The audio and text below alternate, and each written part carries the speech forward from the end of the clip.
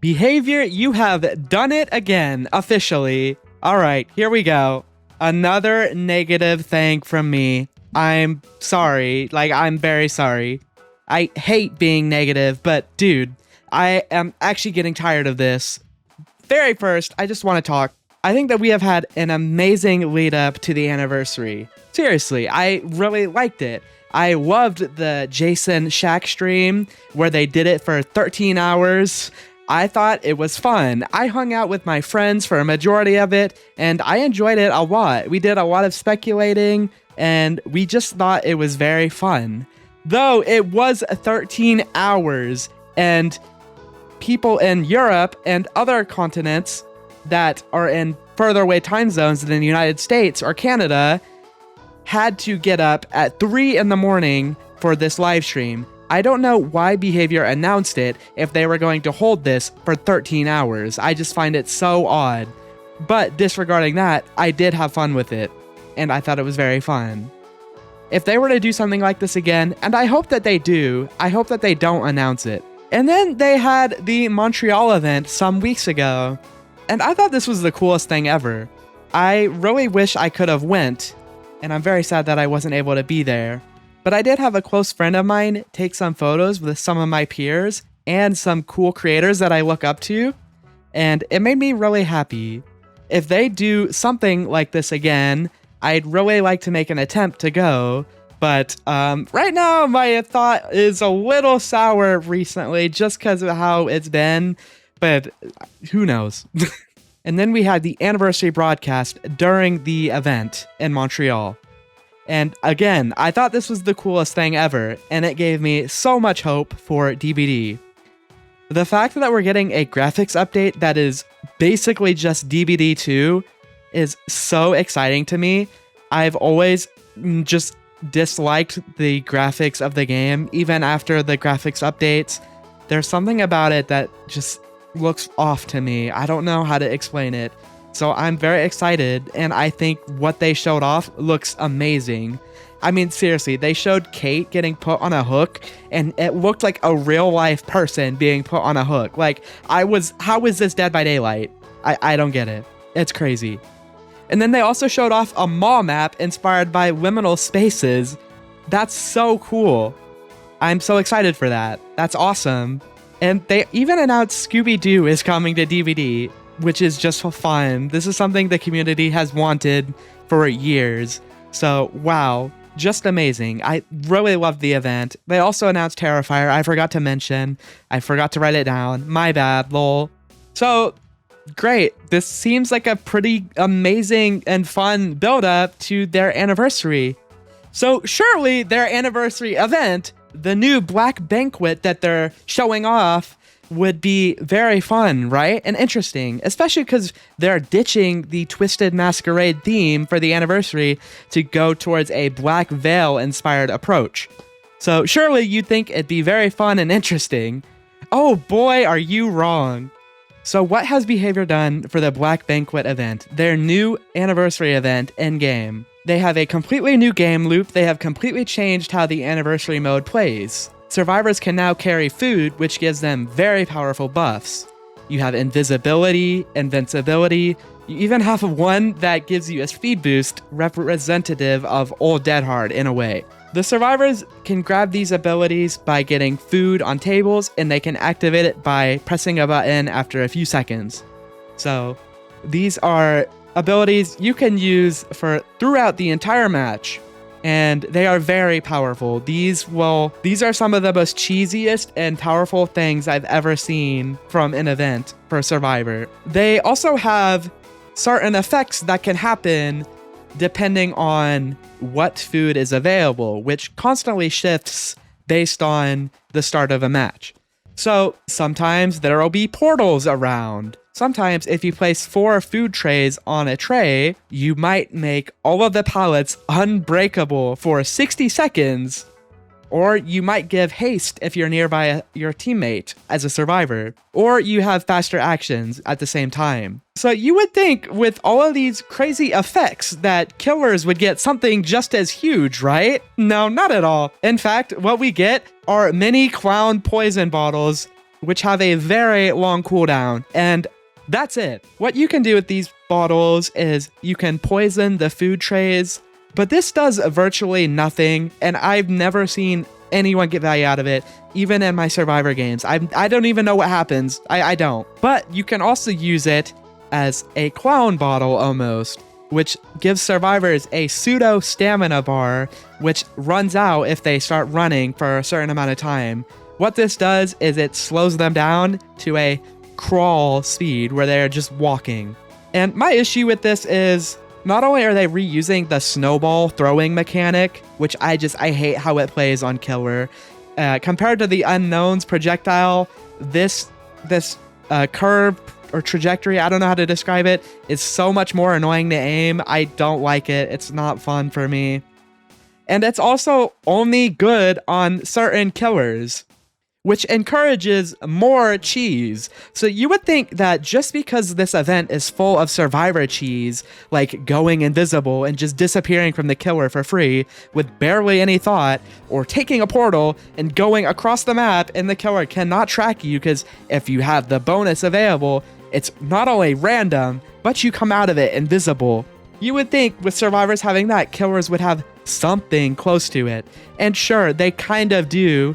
But the issue is, the only way you can take advantage of this with poison is if you want to take advantage and play really specific killers, like playing Knight and forcing the survivor to run into your guard and 2-tap them, like in 2v8 basically. Or just play Bubba or Billy or any kind of insta-down killer. I've also seen people cheesing it on Legion because it makes you walk so your deep wound bar doesn't go down. I'm sorry, this is just not good design. In my opinion, for a 10-year anniversary event, I think that you should be encouraging gameplay, and I don't understand why almost all of the powers for both sides in this event encourage you to just break the game and not think at all. Like, I don't understand how anyone finds this fun. I really don't. Even on Survivor, like, it doesn't feel good to me to just press a button and get away for free. That's so lame and uninteresting to me. I don't get it, man. So with that, you would think, okay, we also are missing remote hooks as well. The remote pellet breaks are gone, etc. And not only that, we're also missing the blood point bonuses for hooking survivors or even just completing generators. They're completely missing from the event. Why? Why are there less BP in our BP mode? I don't get it. Party totems are gone too. Like, okay. In general too, the event interactions just barely give you any BP at all. So even though they removed these things like the party totems that would give you a lot of BP, nothing in this event even remotely compares to anything we had in the old events for our anniversary. This event is genuinely so frustrating to me, and I don't think I will be playing it at all. Like, so much so, in fact, that I'm not even going to be using footage of it because I hate it that much. I don't think it's fun on either side. It's kind of crazy that I seriously prefer last year's gameplay loop, even though last year's anniversary, they added almost nothing to it. In my opinion, I think one of the reasons the party pallets and the remote actions did so well and were so successful is because people liked them. I do understand that there were some cheese that you could do with it on both sides, in my opinion, but I did find them a lot more fun than what we have right now. Because right now on Survivor, if you're going to play, let's say, solo queue, your team is going to be focusing on the cakes, or whatever you call it, the food, right? Instead of doing the objective, where as a survivor in the last year's events, you were able to not only do gens, but doing anything that would be event related, for example, setting a party palette. This is something, while you do have to go out of your way to grab an invitation, this is something that you can do for most of the game without impacting your time by having you run around the map and bring food trays around everywhere. So nobody's doing gens in this event. It's not fun at all for me. And I'm not even trying to escape. I just don't find this fun. I don't care about escaping. I don't. I really wish that I could be playing last year's version of this event because I find the party palettes to be one of the most fun things in DBD, and I find them really fun on both sides. I think it's a very fun thing, and it's interesting and it's different, and I've always loved it. It's always been one of my favorite events, so I'm very, very sad about this. I'm serious. Though, I can't be too negative here because, in my opinion, I think the masquerade theme was kind of just boring as for cosmetics and the aesthetic. And I do like the new Banquet theme as well as the whole black veil approach. I really like how it looks. And there was definitely a lot of effort put into this. It can't go without saying that they didn't try. Like, I do like how it looks. It's interesting, and I appreciate that. But as a mini aside though, there are a lot of bugs. Like as a survivor, sometimes you just can't use your flashlight. I only used a flashlight when I played Survivor. I don't know if this is the same for other items, but you just can't use it. You have to get hooked. I tried dropping it. I tried everything. I tried going in a locker. I tried interacting with stuff. You just can't use your flashlight. So very cool. And then sometimes there's random desync with palettes that cause your character to glitch out and think it's colliding with a palette that isn't actually there. So I don't know, man. So you would think that's all of my problems with the event. In fact, that's just the small thing. I can just not play the event if I don't want to. But here's what really bothers me, and this is why I'm really talking about this. BHVR have gotten continuously more and more stingy with their progression for this game as the years have went on. The anniversary cakes that you get in the Blood Web have gotten nerfed again for the second year in a row. These anniversary cakes have become scripted and consistent, so no matter what, you will only get anniversary items on certain levels of the Blood Web. Not only that, the rates have been decreased so much so that players were only getting around 18 cakes for a single prestige. This is very frustrating, and it makes it really hard for the devs to create goodwill for their players when you have 96 characters who can be leveled and droves of new players who have been constantly coming to this game. This doesn't affect me as much as it affects the thousands or hundreds of thousands of new players that are here for this game. In my opinion, it is really hard to introduce people to this game when the devs keep making these type of decisions. I don't get it. So obviously, because of these problems with the cakes, the players outcried, including me. And I'm someone who already complained about this last year because they got nerfed last year. Even last year, the cakes were less than 2 years ago. I am a college student who scarcely gets breaks like this during summer. However, summer is also when I have a lot of family obligations consistently. As someone who normally ends up being away for a lot of the anniversary, it's really frustrating that they keep nerfing the cake rarity like this. Imagine being a player who doesn't play Dead by Daylight as your main game. So BHVR yesterday sent out a tweet saying that they, in quotes, slightly have increased the cake spawn rate in the Blood Web. But they are still just as bad. Yes, they are slightly better, and that means barely anything has changed. And even 1 year ago, this is still worse than what we had last year. This spawn rate is a joke. I mean, seriously. This game is 10 years old. This is the player base's favorite event, and a huge time for them to come and celebrate that Dead by Daylight is still thriving after 10 years. Wow. And I've really seen so many people saying that these type of decisions have made them not want to play this game at all. And this is not just talking about this event. This is talking about so many decisions from the past year. I honestly just find it really upsetting because I really love this game and I love the community, and I want the community to also feel the same love that I feel for this game most of the time.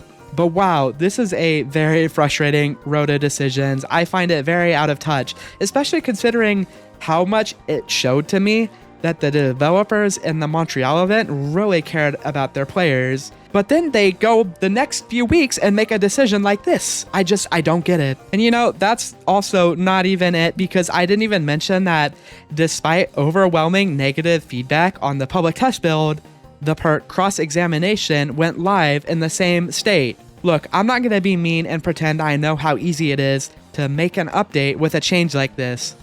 Plus, behavior did state that this perk is set to receive changes in the next bug fix. I'm just mentioning it because I think it is another thing that makes this update very frustrating to me. Even if I don't want to play the event mode, I would still have to deal with nonsense like this perk existing. And we also have a 9-month-old or so meta that is starting to get very stale. I mean, it's been stale for months at this point.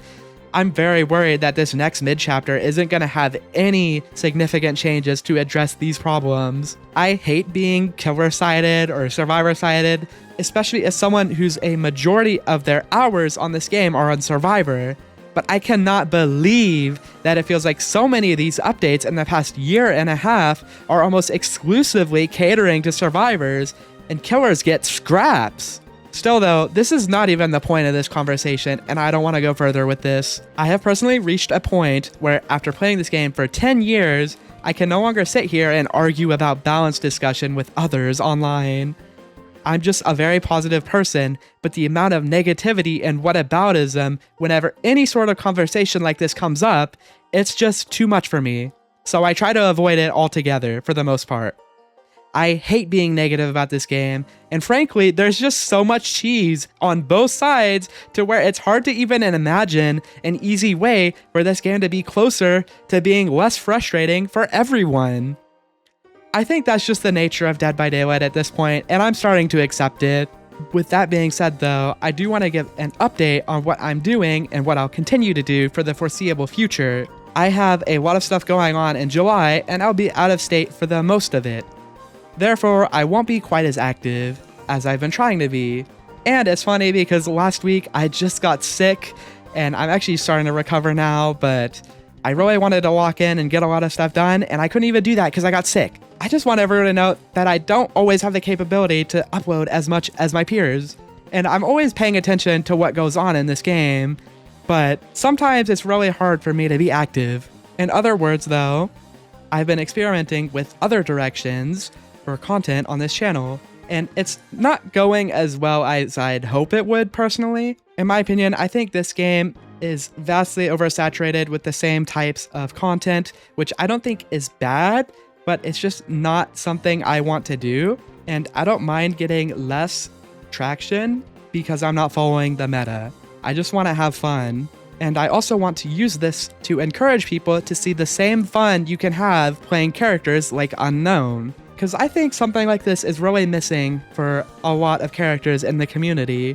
If anyone has any ideas for what directions I should take this, do let me know. I'm also working slowly on a full-length Unknown guide, but I have no idea how long it's going to take me because I want it to be massive.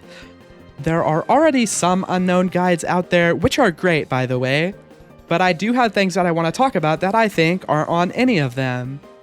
And in my opinion, my favorite thing about Unknown is how everybody plays it differently, and I think that I'll be able to express that in the guide as well. I hope that I'll be able to create something that will help educate and hopefully entice more people to pick up Unknown, as in my opinion, they're just the most fun character in DVD. But yeah, that's just really it for my little mini segment.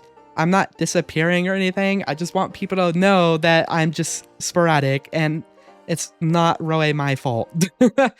I am really hoping that next year our anniversary event will be more fun and interesting, but I'm honestly quite worried they're just going to reuse the same mechanics with the tables and just change the effects we get. I'm very worried about that. I really just want the party palettes back. I'm very serious about that. And I'm very sad about it, so I will be just playing the normal mode for now. But yeah, that's really it. I hope Behavior takes this feedback. I'm sure they're taking a lot of it. There's so much negative feedback about this, and I'm really just adding to the fire here. So at the end of the day, be nice. Behavior are just trying to make a game that people care about, and the reason people are negative about this game is because they care about it. So just remember that and be nice to each other. That's really it though. Thank you for everything. See ya. My God, bro.